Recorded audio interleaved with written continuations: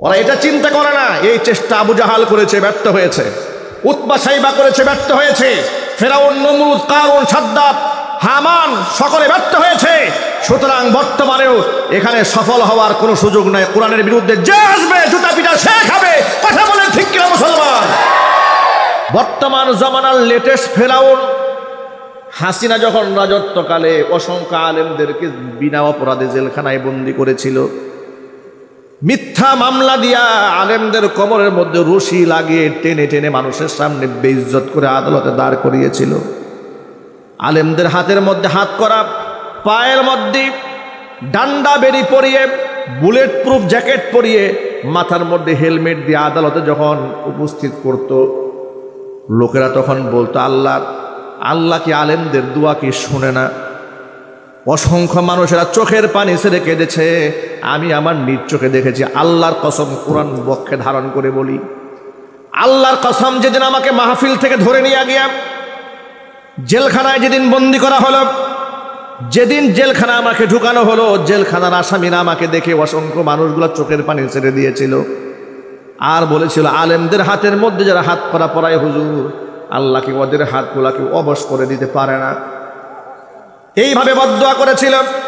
প্রথম যেদিন আমাকে আদালতে হাজির করা হয় ম্যাজিস্ট্রেট কোর্টে, আমার হাতের মধ্যে হ্যান্ডকাপ পরানো, হাতের মধ্যে গরুর রশি লাগানো। কসম আল্লাহ পাকের, মনের মধ্যে এত কষ্ট লেগেছিল, আঘাত লেগেছিল, দর্দ করে চোখের পানি ঝরিয়ে পড়েছিল। কোনোদিন আমরা মানুষদেরকে গালমন্দ করিনি, অন্যায় কোনো কাজ আমরা করিনি। সারা জীবন মানুষদেরকে ন্যায়ের কথা বলি। মানুষ আমাদেরকে দিল থেকে এত ভালোবাসে, আমাদের হাত ধরে লোকেরা চুম্বন করে, কপাল ধরে চুমা খায়, আমাদেরকে লোকেরা বুকের সাথে জড়ায় ধরে। অসংখ্য মাহফিলে এমন ঘটনা ঘটেছে, গায়ের রুমাল খুলে লোকেরা আমাদের জুতা পর্যন্ত মুছে দিয়েছে। এত সম্মান মানুষ আমাদেরকে করে, আর আমাদেরকে গরুর রশি দিয়ে বেঁধে যখন আদালতে হাজির করেছে, আল্লাহর কসম করে বলি, লোকদেরকে দেখেছে দর দর করে চোখের পানি ছেড়ে কান্না করছে। অসংখ্য মানুষ আমাকে বলেছে, হুজুর আল্লাহ গজব পড়ুক ওদের উপরে, আল্লাহ পাকের লানত পড়ুক ওদের উপরে। এইভাবে বদদুয়া করেছে। আবার অনেক লোকেরা দুঃখ করে বলেছে, হুজুর এত যে চোখের পানি ফেলি, আল্লাহ কি আমাদের দোয়া শুনেন না? কি মনে হয় আল্লাহ দোয়া শুনেন না? বলেন না আপনারা, আল্লাহ দোয়া শোনেন না? আল্লাহ যদি দোয়া নাই শুনতেন, আল্লাহ আমাদেরকে যে কত ভালোবাসে, আল্লাহ পাকের শুকরিয়া আমরা কেমনে আদায় করব বলেন? নবী মুসা কালিমুল্লাহ আল্লাহর কাছে দোয়া করেছিলেন, দোয়া কবুল হয়েছে 40 বছরের পরে আল্লাহ পাক বাস্তবায়ন করে দিয়েছিলেন। আর আমাদের মতো এত গুনাহগার মানুষ আমরা, এত পাপিষ্ঠ মানুষ আমরা, এত নিকৃষ্ট মানুষ আমরা, প্রতিদিন আমরা রবের সাথে নাফরমানি করি, ক্ষুধাদ্রোহিতা করি, এরপর আল্লাহ পাক আমাদেরকে কত ভালোবাসেন। জালেম ফিরাউনের নৌকা 41 সাল পর্যন্ত চলবে বলে ওরা ঘোষণা দিয়েছে। আল্লাহ রাব্বুল আমিন 2024 সালের মধ্যে আল্লাহ পাক সেই নৌকা মানুষের সামনে বেইজ্জত করে ডুবিয়ে দিয়েছে। আল্লাহ আছে না নাই? জোরে বলতে হবে, আল্লাহ আছে না নাই? আমার প্রিয় যুবক ভাইরা, মা বোনেরা, এমনিতেই ওদের পতন হয় নাই। ওরা আলেমদেরকে জঙ্গিবাদ বলেছে। কথা বলে না কেন? ওরা আলেমদেরকে মৌলবাদ বলেছে, রাজাকার আল বদর বলে মানুষদের সামনে হেয় প্রতিপন্ন করেছে। শহীদ আল্লামা দেলওয়ার হোসেন সাঈদী রহমাতুল্লাহি আলাইহির মতো বিশ্ব বরেণ্য একজন কোরআনের দায়ীকে ধর্ষক বলেছে, 300 নারী ধর্ষণ করেছেন বলে মানুষের সামনে বেইজ্জত করেছে। আলেমদেরকে রাজাকার বানিয়ে বাজে কার্টুন সাজিয়ে শাহবাগের নাস্তিকদের হাতে তুলে দিয়ে প্রতিনিয়ত আলেমদের বিরুদ্ধে বিষোদ্গার করেছে। আল্লামা শাহ আহমদ শফী রহমাতুল্লাহি আলাইহি আল্লাহর একজন ওলি ছিলেন, তেতুল হুজুর বলে তাদেরকে হাসাহাসি করেছে, ঠাট্টা বিদ্রুপ করেছে। কথা বলেন। জুনায়েদ বাবুনগরী রহমাতুল্লাহি আলাইহির মতো বয়োবৃদ্ধ একটা মানুষকে রিমান্ডে নিয়ে পিটাইয়া ফ্যানের সাথে ঝুলিয়ে দিয়েছে। মুফতি আমিনী রহমাতুল্লাহি আলাইহির মতো ব্যক্তিকে টর্চার করে পঙ্গুর মতো বানিয়ে দিয়েছিল। তিনি লাঠি ছাড়া ভর করে চলতে পারতেন না, এমন একটা অবস্থা তার করে দিয়েছিল। গোটা উপমহাদেশের মধ্যে শ্রেষ্ঠ শাইখুল হাদিস আল্লামা আজিজুল হক রহমাতুল্লাহি আলাইহি বুখারী শরীফ যিনি সর্বপ্রথম বাংলায় তর্জমা করেছেন, তাকে মার্ডার কেসের আসামি বানাইয়া জেলখানায় বন্দী করে দিয়েছিল। 1996 সালে রাজাকার সাজাবার জন্য কুত্তার মাথায় টুপি দিয়া রাস্তাঘাটে ঘুরিয়ে দিয়েছিল। নাউজুবিল্লাহ বলবেন না। আমার মতো মানুষ, আমি গেছি মাহফিলে, মানিকগঞ্জে মাহফিলে গেছি, গাজীপুরে আমার নামে মামলা লিখে ফেলেছে। কি মামলা লিখেছে জানেন? আমি নাকি গাড়িতে আগুন ধরিয়ে দিয়েছি। মামলা লিখেছে, আমার মামলা লিখেছে যে আমাকে ধরেছে, আমার পকেটে 16টা ককটেল পাওয়া গেছে, মামলা লিখেছে। এইভাবে একাধিক মামলা দিয়া আমাদেরকে বাড়ি ছাড়া করেছে, মসজিদ থেকে তাড়িয়ে দিয়েছে, নামাজ পড়াতে দেয় নাই, মসজিদ ঘেরাও দিয়েছে, ওয়াজ মাহফিল সাজিয়েছে। আগের দিন ওদের গৃহপালিত কুকুর প্রশাসন দিয়ে কোরআনের মঞ্চগুলো ভেঙে দিয়েছে। কথা বলতে হবে, ঠিক কিনা বলেন? এভাবে করে করে ওরা চেয়েছিল বাংলাদেশ থেকে ইসলাম মিটায় ফেলতে। ইতিহাস ভুলে গেছে, ফেরাউনের নাতিপুতিরা ইতিহাস সবসময় ভুলেই যায়। ওরা এটা চিন্তা করে না এই চেষ্টা আবু জাহাল করেছে, ব্যর্থ হয়েছে। উতবা সাইবা করেছে, ব্যর্থ হয়েছে। ফেরাউন, নমরুদ, কারুন, সাদ্দাত, হামান সকলে ব্যর্থ হয়েছে। সুতরাং বর্তমানেও এখানে সফল হওয়ার কোনো সুযোগ নাই। কোরআনের বিরুদ্ধে যে আসবে জুতা পিটা সে খাবে। কথা বলেন ঠিক কিনা মুসলমান? বিসমিল্লাহির রহমানির রহিম। ইন্নাল্লাহা ওয়া মালাইকাতাহু ইউসাল্লুনা আলান নাবিয়্যি ইয়া আইয়ুহাল্লাযীনা আমানু সাল্লু আলাইহি ওয়া সাল্লিমু তাসলিমা। আল্লাহুম্মা সাল্লি আলা মুহাম্মাদিন ওয়া আলা আলি মুহাম্মাদ কামা সাল্লাইতা আলা ইব্রাহিম ওয়া আলা আলি ইব্রাহিম ইন্নাকা হামিদুম মাজিদ।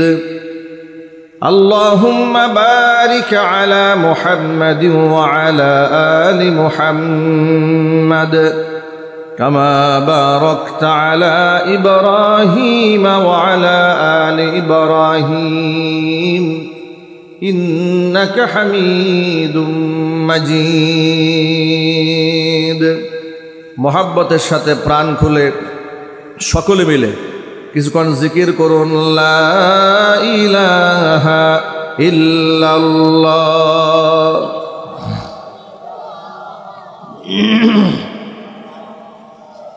লা ইলাহা ইল্লাল্লাহ, লা ইলাহা ইল্লাল্লাহ।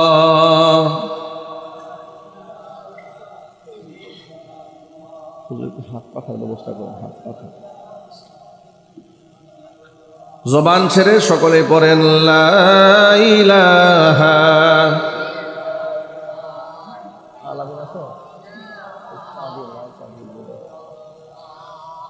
লা ইলাহা ইল্লাল্লাহ, লা ইলাহা।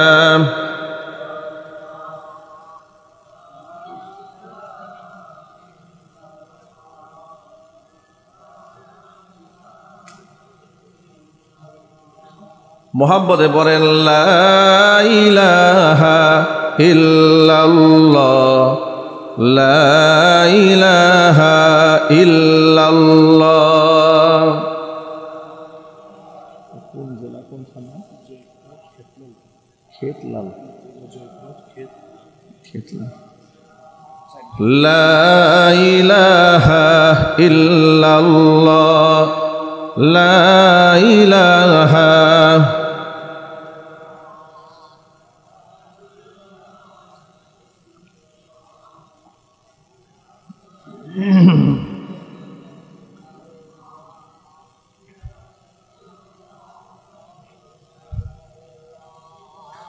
লা ইলাহা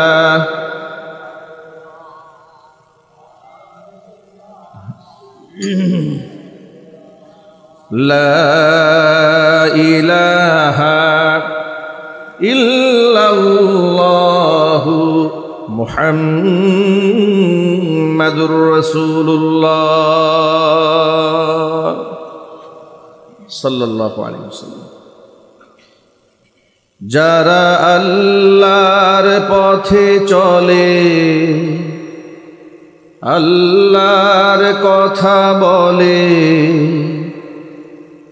আল্লাহকে ভালোবেসে সপেছে জীবন, তাদের কিসের ভয়, কে করে পরাজয়, শহীদি তামান্নাতে নাচে তার মন।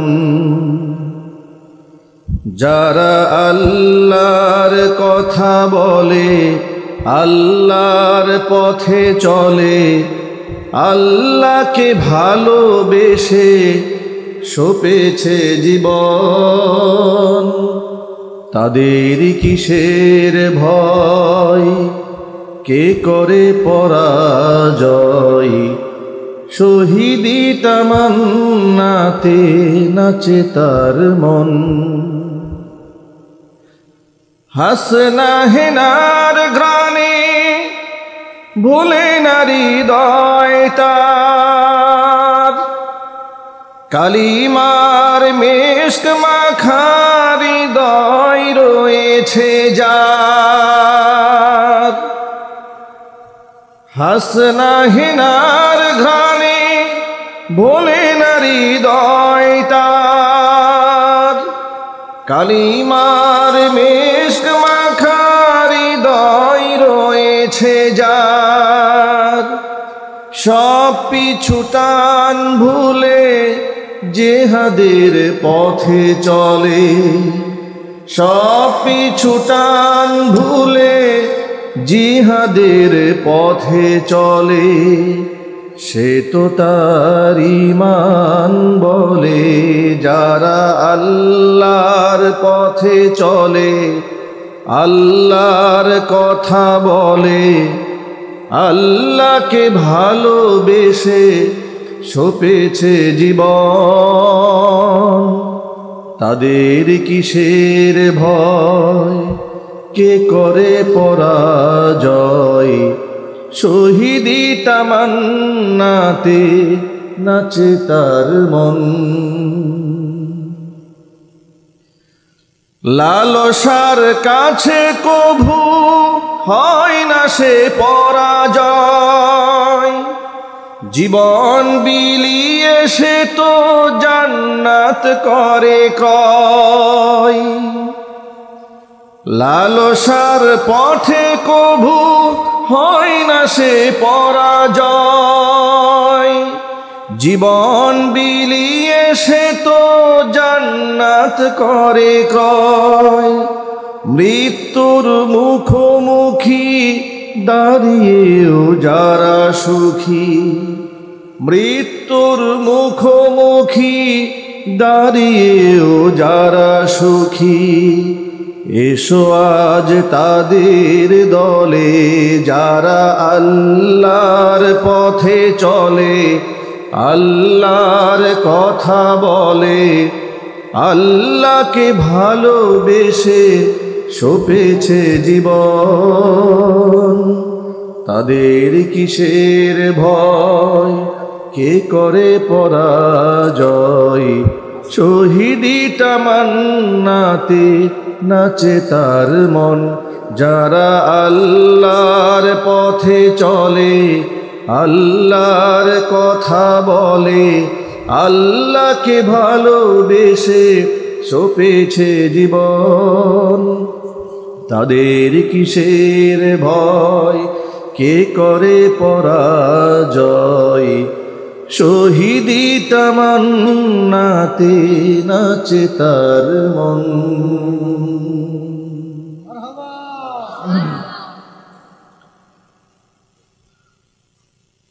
ঐতিহ্যবাহী জয়পুরহাট জেলার অন্তর্গত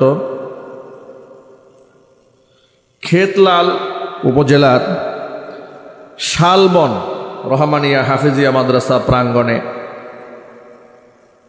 2 দিনব্যাপী বার্ষিক 26তম তাফসীর কোরআন মাহফিল ও ওয়াজ মাহফিলের দ্বিতীয় দিবসের শেষ অধিবেশনের সম্মানিত সভাপতি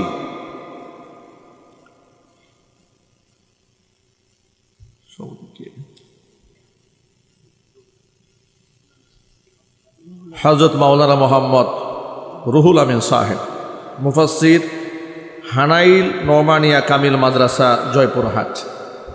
আল্লাহ রাব্বুল আলামিন তার নেক হায়াত দারাজ করুন। উপস্থিত আজকের এই তাফসীর কোরআন মাহফিলের সম্মানিত সহ সভাপতি জনাব সরদার মোহাম্মদ লিয়াকত হোসেন, প্রতিষ্ঠাতা সভাপতি শালবন রহমানিয়া হাফিজিয়া মাদ্রাসা, আল্লাহ রাব্বুল আলামিন তার নেক হায়াত দারাজ করুন।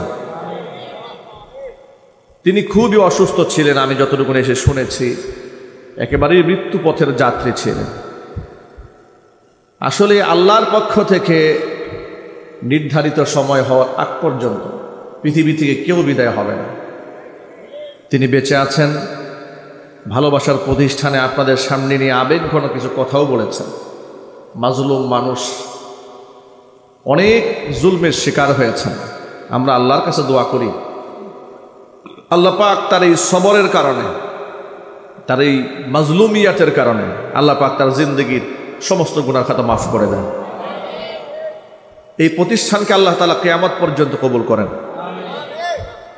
প্রতিষ্ঠানের মুহতারাম প্রিন্সিপাল, অজপাড়া গায়ে একজন যোগ্য আলেম, যিনি গোটা বাংলাদেশব্যাপী কথাবার্তা বলেন, আলোচনা করেন। তিনি এরকম একটা প্রত্যন্ত অঞ্চলে এসে প্রতিষ্ঠান গড়ে এত লম্বা সময় সার্ভিস দিচ্ছেন, এবং বিশেষ করে আমার আগে যে বাচ্চাদের তিলাওয়াত করেছে, ওয়াল্লাহি ওয়া রাব্বিল কাবা, আমি হতবাক হয়ে গেছি। গ্রামের ভিতরে প্রতিষ্ঠানের বাচ্চার তেলাওয়াত এত উচ্চাঙ্গের, আল্লাহু আকবার বলে, এ তো কল্পনাই করা যায় না। এ ছেলে তো আন্তর্জাতিক কম্পিটিশন করার মতো তেলাওয়াত করেছে। আরো একটা চমৎকার কথা বলেছেন প্রিন্সিপাল সাহেব, যা আপনারা শুধু সন্তান দেন, জামা কাপড়টাও যদি না দেন তাও চলবে। এতটুকুন দরদ যার অন্তরে আছে, সেই প্রতিষ্ঠান তো পিছিয়ে থাকতে পারে না। কথা বলেন, ঠিক কিনা বলেন? আমি অন্তরে অন্তঃস্থল থেকে দোয়া করছি এই প্রতিষ্ঠানের জন্য, দোয়া করছি মোহতারাম প্রিন্সিপাল সাহেবের জন্য, দোয়া করছি আপনাদের জন্য, দোয়া করছি সভাপতি সাহেবের জন্য, এর মুহিব্বিন মুতাআল্লিকিন সংশ্লিষ্ট সকলের জন্য দোয়া করছি। আল্লাহ পাক যেন এই কোরআনে কারিমের তারকাদের কারণে, তাদের সম্মানে সকলকে মাফ করে দেন।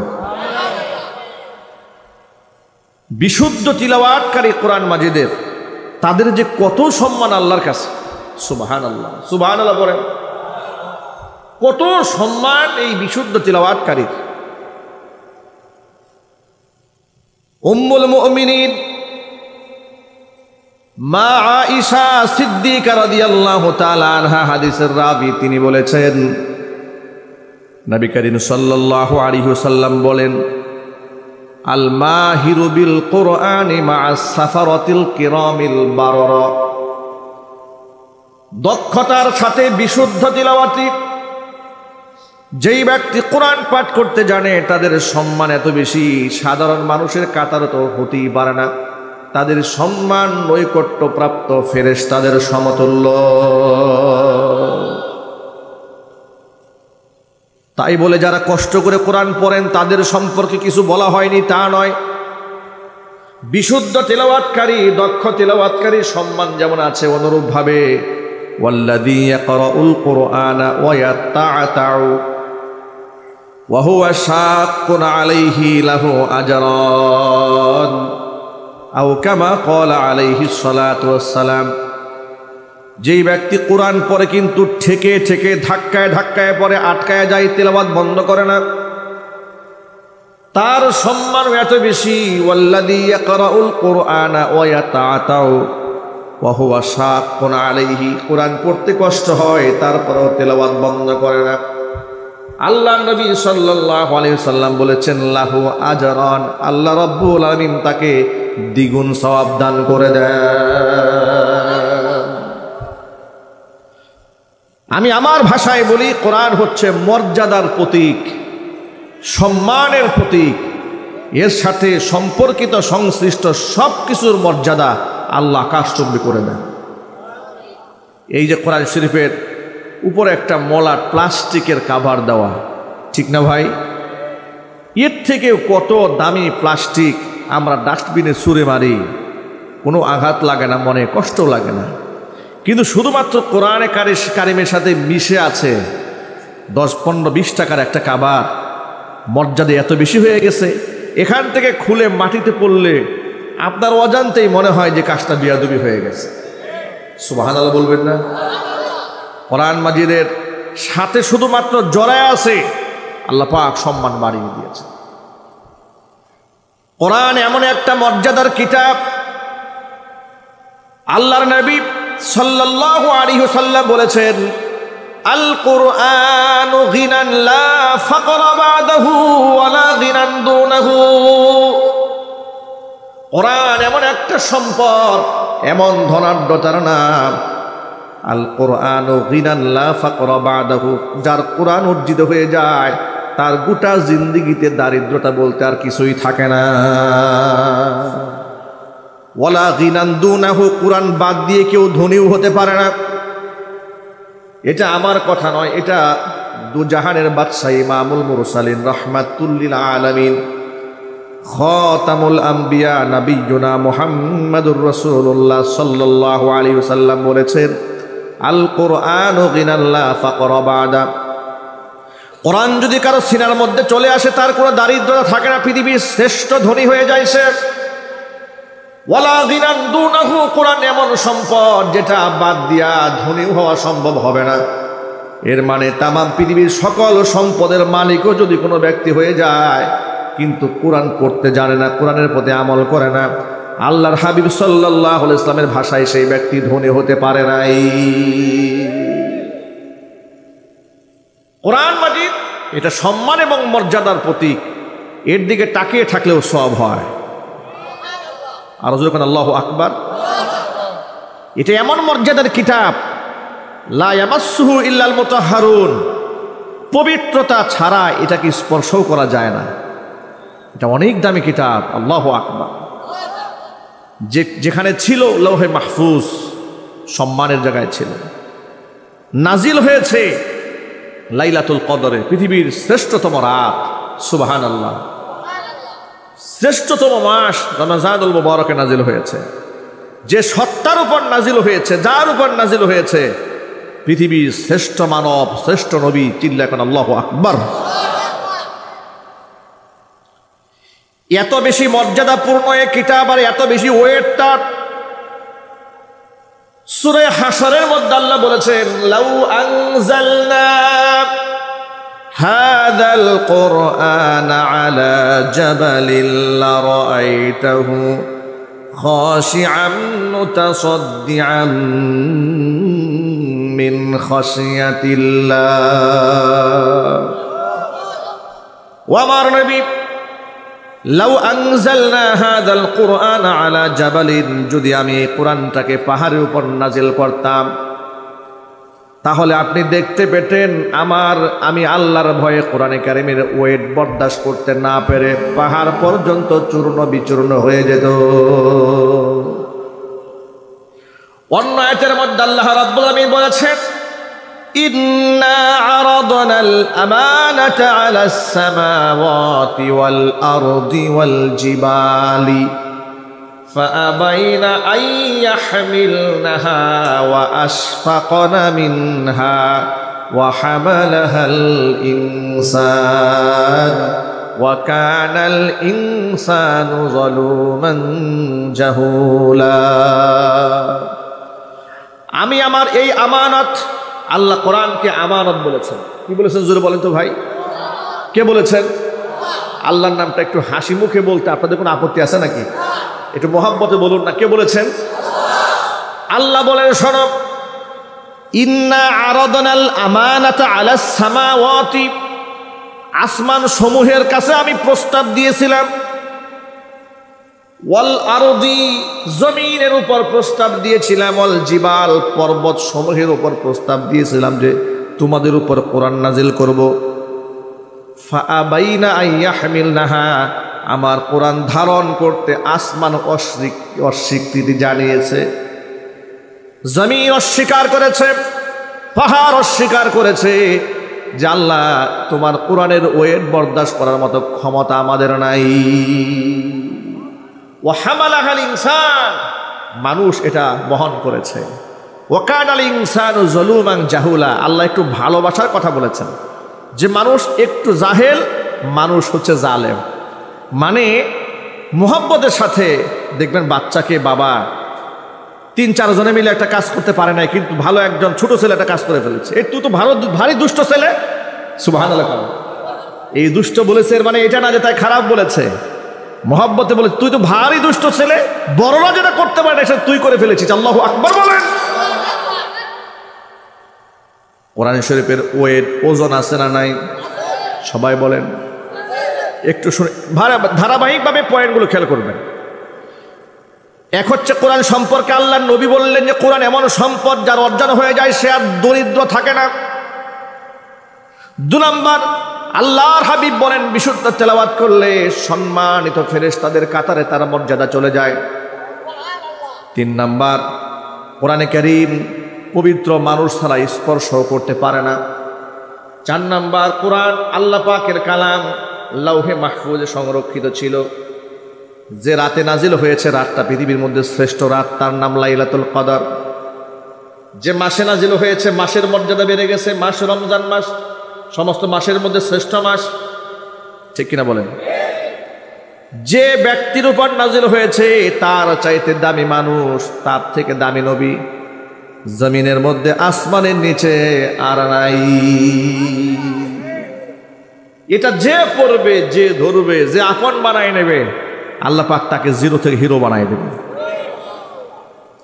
তুরস্ক থেকে এই যে 3-4 দিন আগে হাফেজ মুআজ, বাংলাদেশের ছেলে, ইন্টারন্যাশনাল হিফজুল কোরআন কম্পিটিশনে ফার্স্ট হয়েছে। ঢাকা এয়ারপোর্টে যখন এসছে, বাংলাদেশের সিংহ পুরুষ আল্লামা মামুনুল হক হাফিজাহুল্লাহ সহ অসংখ্য ওলামারা তাকে ফুলের মালা দিয়ে বরণ করেছেন। ছাদ খোলা বাসে তাকে সংবর্ধনা দেওয়া হয়েছে। বিগত জীবনগুলোতে আমরা দেখেছি বাংলাদেশে কেউ যদি ভালো ক্রিকেট খেলে রাষ্ট্রীয়ভাবে সংবর্ধনা দেওয়া হয়, ভালো একটু ফুটবল খেললে রাষ্ট্রীয়ভাবে বরণ করা হয়, গাড়ি দেওয়া হয়, বাড়ি দেওয়া হয়, ফ্ল্যাট দেওয়া হয়, সুযোগ সুবিধার কোনো অভাব থাকে না। ক্রিকেট ফাইনাল টুর্নামেন্ট থেকে শুরু করে নর্মাল যখন খেলাধুলা হয় বিশ্বে অন্য দেশের সাথে, দেশের বিভিন্ন রাষ্ট্রীয় চ্যানেলে, বেসরকারি চ্যানেলে সরাসরি সম্প্রচার করা হয় যে তারা বিরাট সুনাম বয়ে নিয়ে আসতেছে দেশের বাইরে থেকে, ঠিক কিনা জোরে বলেন? দুঃখজনক বাস্তবতা যে কোরআনের সাথে আমাদের হার্টের সম্পর্ক, আত্মার সম্পর্ক, এর সাথে আমাদের হৃদয়ের সম্পর্কের গভীরতা এতটাই মারাত্মক, যদি কোরআন অবমাননা করেছে এটা শুনতেও আমাদের কান প্রস্তুত থাকে না। কথা বলেন না কেন? সেই কোরআনের মর্যাদা নিয়ে যারা বিশ্ব দরবারে কোরআনকে তুলে ধরে, দুবাইয়ে ফার্স্ট হয়, কাতারে হয়, ইরানে হয়, তুরস্কে হয়, লেবাননে হয়, সৌদি আরবে হয়ে যায়, বাংলাদেশের ছেলেরা 1 নাম্বার। কোনো একটা রাউন্ড যেখানে অন্য দেশের চ্যানেলগুলো সরাসরি সম্প্রচার করে, যাদের দেশের সম্পদ তারা তাদেরকে মূল্যায়ন করে না, কোনো একটা টেলিভিশনে দেখানো হয় না। এর থেকে লজ্জা আর কি হতে পারে? কথা বলেন ঠিক কিনা? এই জন্য গতকালকে দেখেছি বাংলাদেশের লেখকদের মধ্যে, সাংবাদিকদের মধ্যে যাকে আমার খুব ভালো লাগে, পরীক্ষিত একজন আলেম দরদি, দেশপ্রেমিক, ইসলাম দরদি সম্পাদক মাহমুদুর রহমান সাহেব, আমার দেশ পত্রিকার যিনি সম্পাদক, আল্লাহ পাক যেন তার নেক হায়াত দারাজ করেন। 2013 সালে গোটা বাংলাদেশে হেফাজতের গণজোয়ার সৃষ্টির পেছনে সবচাইতে বড় ভূমিকা যিনি পালন করেছিলেন, গোটা আলেম সমাজকে ঐক্যবদ্ধ হওয়ার ক্ষেত্রে যিনি সাহসী ভূমিকা পালন করেছেন পত্রিকার মাধ্যমে, আধারে থাকা সেই মহানায়কের নাম হচ্ছে মাহমুদুর রহমান। কথা বলেন ঠিক কিনা বলেন? আলহামদুলিল্লাহ, দীর্ঘদিন দেশের বাহিরে ছিলেন, দেশে আসতে পারেন না। আলেম সমাজ তার অবদানের কথা ভুলে নাই। দেশে আসার পরে দেশের শীর্ষস্থানীয় আলেমরা তার সাথে দেখা করেছে, সাক্ষাৎ করেছে। এমনকি গতকাল দেখেছি চট্টগ্রামে বিশাল যে প্রোগ্রাম হয়, বাংলাদেশের মধ্যে উল্লেখযোগ্য বড় একটা মাহফিল হয় আল আমিন সংস্থার উদ্যোগে। সেই মাহফিলে মাহমুদুর রহমান সাহেবকে গেস্ট করে দাওয়াত করা হয়েছে। আলেমদের মজলিসে মাথায় টুপি দিয়ে আলেমদের পক্ষ হয়ে তিনি কথা বলেছেন। অসংখ্য আলেমরা তার জন্য দোয়া করেছেন। আল্লাহু আকবার বলেন, জোরে করে আল্লাহু আকবার। তিনি একটা পয়েন্ট উল্লেখ করেছেন দুদিন আগে। তিনি বলেছেন, এই দেশের অধিকাংশ সাংবাদিকেরা ভারতের স্বার্থে কাজ করে। একটু জোরে বলতে হবে, ঠিক? এটা দুঃখজনক বাস্তবতা। যে ন্যারেটিভ নিয়ে ওরা কাজ করে, সেই ন্যারেটিভ হচ্ছে ভারতের ন্যারেটিভ। ভারত খুশি হবে, ভারত কষ্ট যেন না পায়, ভারতের স্বার্থ হাসিল হয়, এই ধরনের নিউজগুলো তারা বেশি প্রচার করবে। ইসলামের প্রচার হবে, প্রসার হবে, ইসলাম এগিয়ে যাচ্ছে, ইসলামাইজেশন হচ্ছে দেশ, রাষ্ট্র কিংবা আলেম ওলামাদের অবদান মিডিয়াতে প্রচার করা হয় না। কথা বলতে হবে, ঠিক কিনা বলেছেন? সুতরাং তিনি বলেছেন যে আমার দেশ পত্রিকা ইনশাআল্লাহ দেশের পক্ষে কাজ করবে, ইসলামের জন্য কাজ করবে, আলেমদের হয়ে কাজ করবে। আমি আপনাদেরকে একটা আহ্বান জানাই, প্রথম আলো দৈনিক ডেইলি স্টার, আমি আমার ভাষায় বলি এটা ডেইলি স্টার নয়, এটা হচ্ছে দিল্লি স্টার।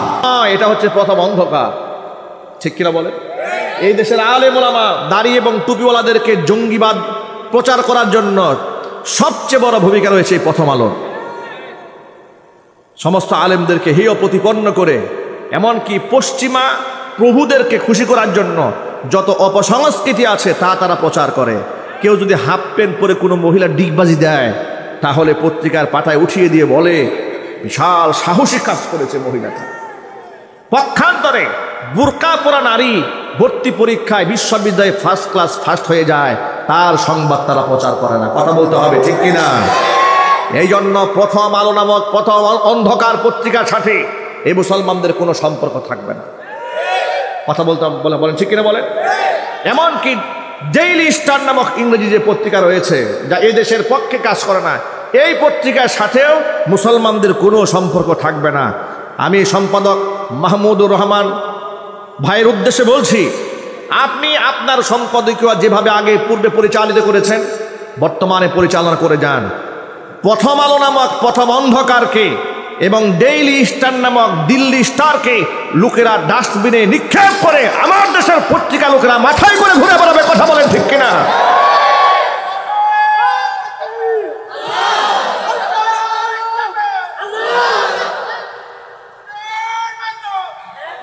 আমার যুবক ভাইরা, যে কথা বলতে চেয়েছিলাম, বিদেশ থেকে আমাদের সন্তানরা কোরআন প্রতিযোগিতায় ফার্স্ট ক্লাস ফার্স্ট হয়ে আসে। আমি সকলের কাছে জানতে চাই, বাংলাদেশের যে ছেলে কোরআন প্রতিযোগিতায় ফার্স্ট ক্লাস ফার্স্ট হলো, রাষ্ট্রীয়ভাবে তার সংবর্ধনা দেওয়ার দরকার আছে না নাই? আছে না নাই? সেটা কি ফুটবল খেলে যা নিয়ে আসে তাকে যে সংবর্ধনা দেওয়া হয়েছে তার থেকে ছোট সংবর্ধনা দিলে চলবে না? আরো বড় সংবর্ধনা দিতে হবে। আমরা হাফেজদের সম্মানের পক্ষে কারা কারা আছেন দু হাত দেখতে চাই। আল্লাহ তুমি কবুল করে নাও, আল্লাহ হাফেজদের পক্ষে আমাদেরকে কবুল করে নাও। জোরে কোন আমিন। হাত নামান। আমার প্রিয় ভাইয়েরা, এই যে মাদ্রাসার যে ছেলেটি তেলাওয়াত করেছে, আমার কাছে মনে হয়েছে এদের পিছনে আরেকটু শ্রম এবং ঘাম দেওয়া গেলে, আরেকটু সাপোর্ট দেওয়া গেলে এরা শুধু আঞ্চলিক বোর্ডেই ফার্স্ট হয়েছে তা হবে না। ইনশাআল্লাহ এরা ইন্টারন্যাশনাল কম্পিটিশনে ফার্স্ট ক্লাস ফার্স্ট হওয়ার যোগ্যতা রাখে। আল্লাহ যেন কবুল করেন। সবাই বলেন আল্লাহুম্মা আমিন। আমার প্রিয় বন্ধুগণ, তাহলে কোরআন মাজিদের ওয়েট কত? একটা এক্সাম্পল বললে আপনারা সহজে বুঝতে পারবেন। বুখারী শরীফের হাদিসের মধ্যে এসেছে, কোরআনের আয়াত যখন নাজিল হতো নবী করিম সাল্লাল্লাহু আলাইহি ওয়াসাল্লামের চেহারা রক্তিম বর্ণ লাল হয়ে যেত। আর আল্লাহর নবীকে আল্লাহ পাক 40 জন জান্নাতি পুরুষের শক্তি তার গায়ে দান করেছিলেন। সেই রসুলের চেহারা কোরআনের আয়াত নাজিল হওয়ার সময় কি হয়ে যেত? লাল হয়ে যেত। দাঁড়িয়ে থাকলে তিনি ওহির ভারে বসে পড়তেন, যদি বসে থাকতেন দেয়ালের মধ্যে এইভাবে ট্যাক লাগাই ফেলতেন। বিদায় হজের ভাষণের সময় আল্লাহর নবী উটের উপর সাওয়ার ছিলেন। ওই মুহূর্তে সূরাতুল মাইদার 3 নম্বর আয়াতটা নাজিল হয়, আল ইয়াউমা আকমালতু লাকুম দীনাকুম ওয়া আতমামতু আলাইকুম নি'মাতি ওয়া রাদিতু লাকুমুল ইসলাম দীনা। আজকের এই দিনে আকমালতু লাকুম দীনাকুম, তোমাদের জন্য তোমাদের দিনকে আমি আল্লাহ পূর্ণ করে দিলাম। ওয়া আতমামতু আলাইকুম নিয়ামাতি, আমার নিয়ামতকে তোমাদের উপর পরিপূর্ণ করে দিলাম। ওয়া রাদিতু লাকুমুল ইসলাম দীনা, দিন হিসেবে ধর্ম হিসেবে ইসলামকে আমি আল্লাহ মনোনীত করে নিলাম। সকল ভাইদেরকে এখন জিজ্ঞেস করি, আল্লাহর কাছে মনোনীত ধর্মের নাম কি? সবাই বলেন। এটা কোরআনে লেখা আছে না নাই? এখন আপনি বলেন, তাহলে কি এই কথা বলার সুযোগ থাকলো যে কোনো ধর্ম পালন করুক না কেন সে পরকালে মুক্তি পাবে? না, মুক্তি পাবে না। এই আয়াতটা যখন নাজিল হয়, আল্লাহ নবী সাল্লাল্লাহু আলাইহি ওয়াসাল্লাম উটের উপর সওয়ার ছিলেন। হাদিস শরীফের মধ্যে এসেছে, আয়াতের ভারে আল্লাহর হাবিব সাল্লাল্লাহু আলাইহি ওয়াসাল্লামের উটখানা পাথরের উপর দাঁড়িয়েছিল। পাথর এবং বালু করার উপরে দাঁড়িয়ে থাকা উটের পা আধা হাত পর্যন্ত জমিনের মধ্যে দেবে গিয়েছিল। এত ওয়েটপূর্ণ এই কিতাব আল্লাহ নাজিল করলেন, এর সাথে সম্পৃক্ত ব্যক্তিদের সম্মান আল্লাহ কত বাড়াই দিলেন। কোরআন মাজিদ আল্লাহ সুবহানাহু ওয়া তাআলা নিজে বলেছেন, ইয়ারফাইল্লাহুল্লাযীনা আমানু মিনকুম ওয়াল্লাযীনা উতুল ইলমা দারাজাত। যারা ঈমানদার, ঈমান যারা এনেছে এদের সম্মান আমি আল্লাহ পাক বৃদ্ধি করে দেব। ওয়াল্লাযীনা উতুল ইলমা দারাজাত, যাদেরকে ইলম দান করা হয়েছে তাদের মর্তবা আমি আল্লাহ বাড়িয়ে দেব। কোরআন মাজিদের অন্য আয়াতে আল্লাহ পাক বলেছেন, ওয়া মান ইউতাল হিকমাতা ফাকাদ উতিয়া খায়রান কাসীরা, যাদেরকে কোরআনের নূর সিনার মধ্যে দান করা হয়েছে, আসমানি ইলম দান করা হয়েছে। ওয়া মান ইউতাল হিকমাতা ফাকাদ উতিয়া খায়রান কাসীরা, তাদেরকে অসংখ্য কল্যাণ দান করা হয়েছে।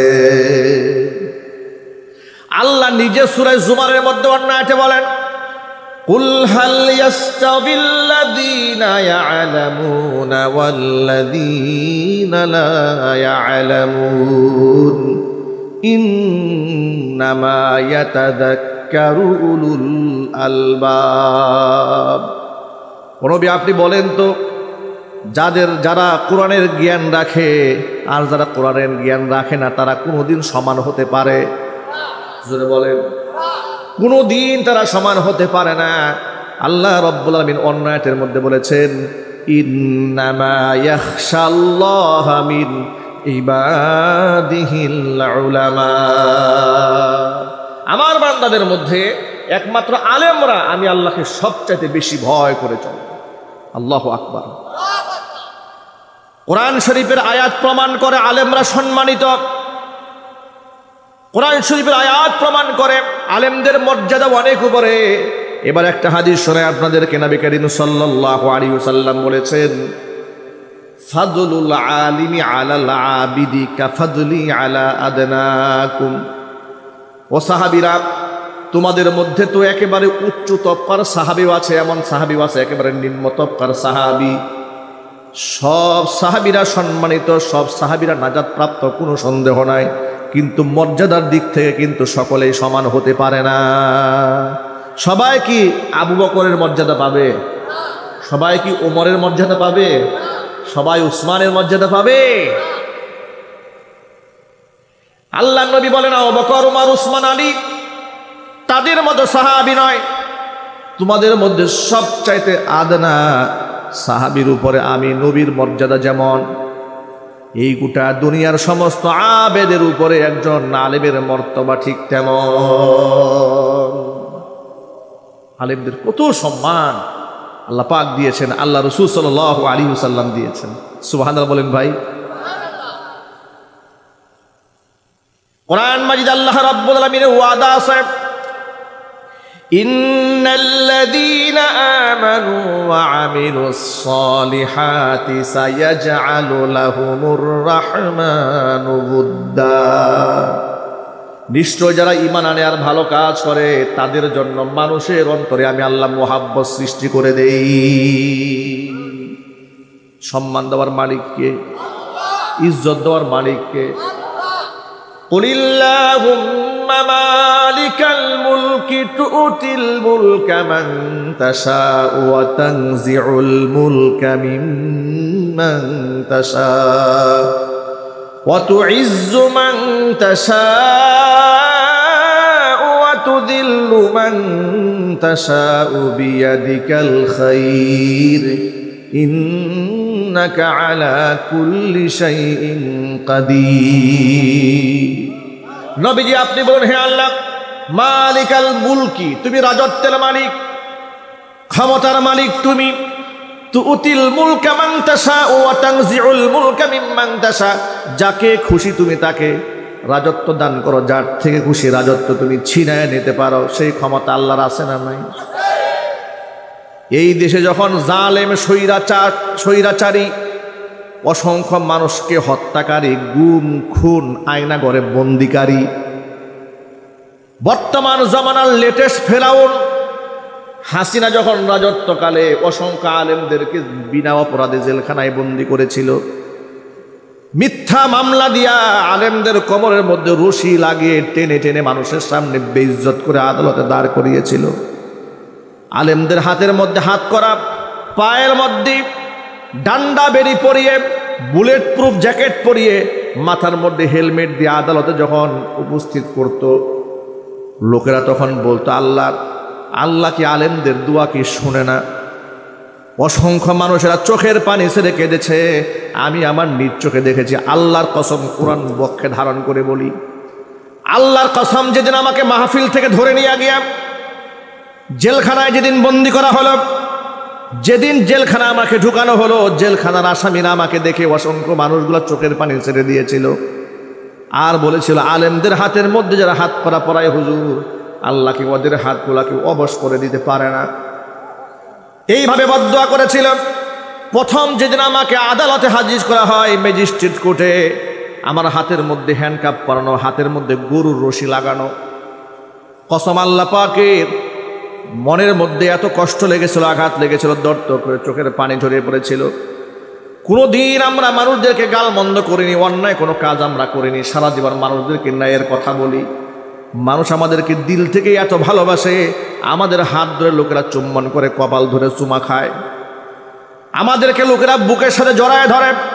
অসংখ্য মাহফিলে এমন ঘটনা ঘটেছে, গায়ের রুমাল খুলে লোকেরা আমাদের জুতা পর্যন্ত মুছে দিয়েছে।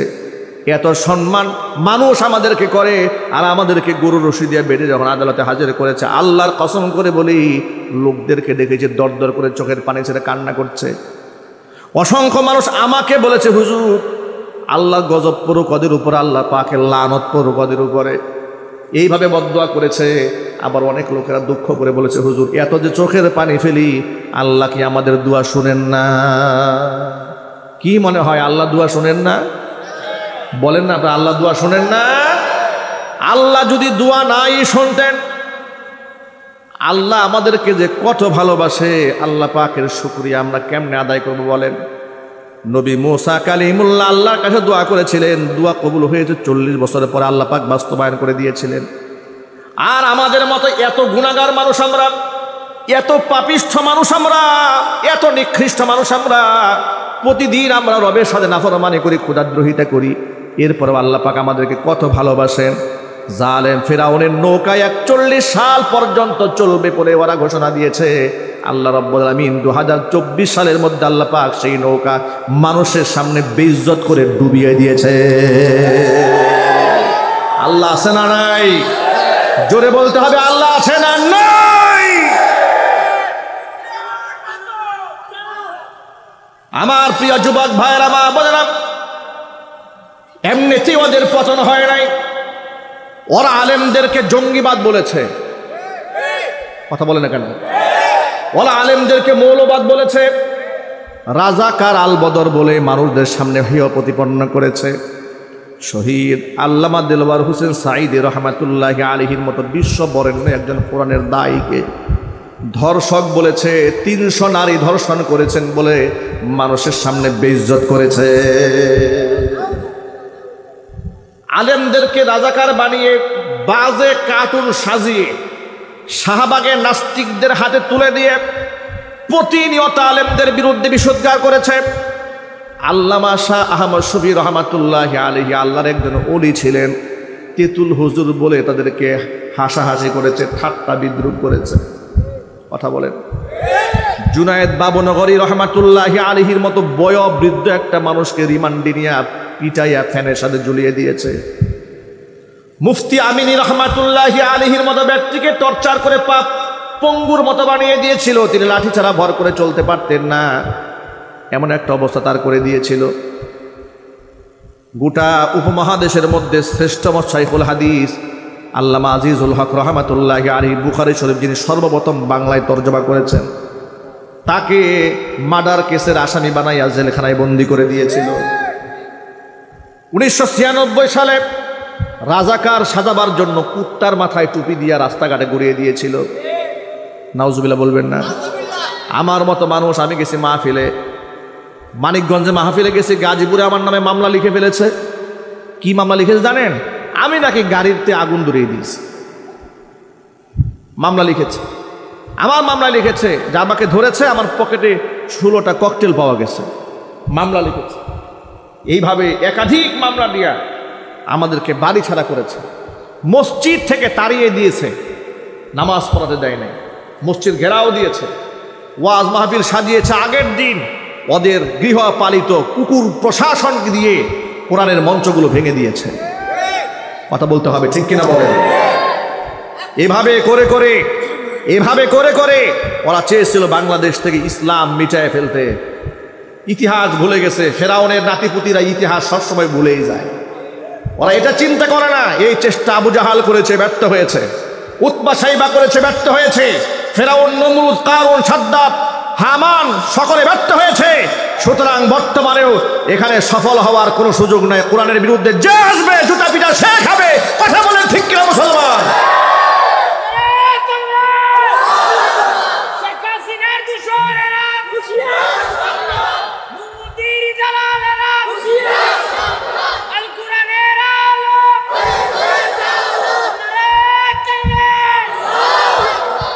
সুতরাং আমার বন্ধুগণ, ইজ্জত সম্মান দেওয়ার মালিককে আপনারা এক বাক্যে জোরে বলেন, সবাই জোরে বলেন।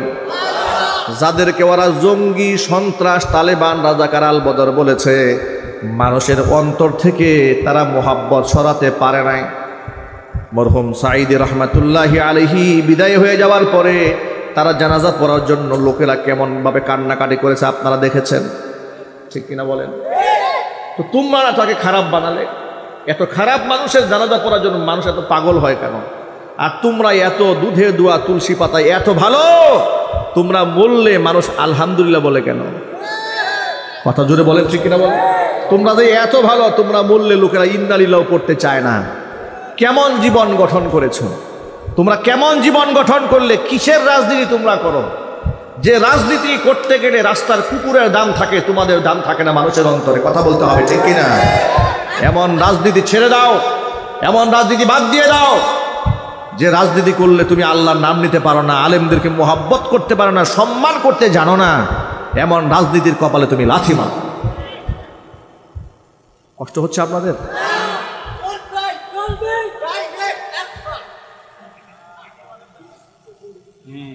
আমার যুবক ভাইয়েরা,